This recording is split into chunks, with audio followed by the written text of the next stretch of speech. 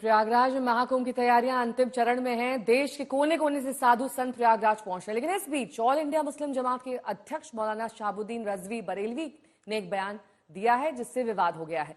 मौलाना ने दावा किया कि जिस भूमि पर महाकुंभ की तैयारी की जा रही है वो वक्फ की जमीन है।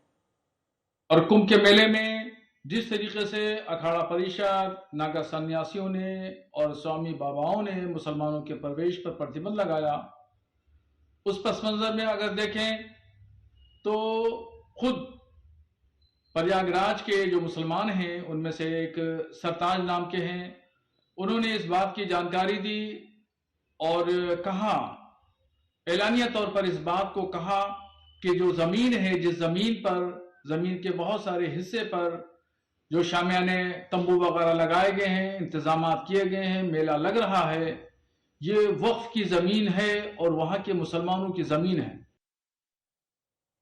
अब ये वक्फ की जमीन, वहां के मुसलमानों की जमीन, ये जो बयान मौलाना रजवी ने दिया, उनके दावे पर साधु संत और हिंदू संगठन अब बेहद नाराज हैं। आप पाकिस्तान आतंकी तो भेज नहीं सकता, उपद्रवी तो भेज नहीं सकता, दहशतगर्दी कैसे कराए? तो इस तरह से दहशतगर्दी हमें लगता है पाकिस्तान के इशारे पे इस तरह के कुछ लोग हैं जो मुल्ला मौलवी जो जानबूझ करके महाकुंभ को विवादित करने का प्रयास कर रहे हैं। महाकुंभ को जानबूझ करके, चूंकि अंतर्राष्ट्रीय स्तर का मामला है, कभी बोलते हैं कि यहाँ धर्मांतरण होगा, कभी बोलते हैं जी ये तो वक्फ बोर्ड की जमीन है, तो या कहीं ये गर्द टाइप के लोग हैं। अब आतंकी 47 लेकर के तो अब आने से रहे, क्योंकि जानते हैं कि यहाँ आएंगे तो सीधे परलोक चले जाएंगे, तो इसलिए इन लोगों से यह भी एक दहशतगर्दी है। वक्फ बोर्ड की सारी जमीनें सरकार की हो जानी चाहिए। अनाधिकार चेष्टा है।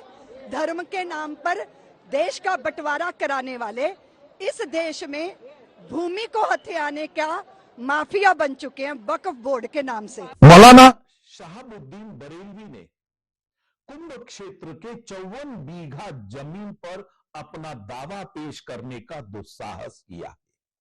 उसने कहा है कि यह जमीन वक्फ की है। उसने यह दावा पेश करके हिंदुओं की आस्थाओं का अपमान किया है।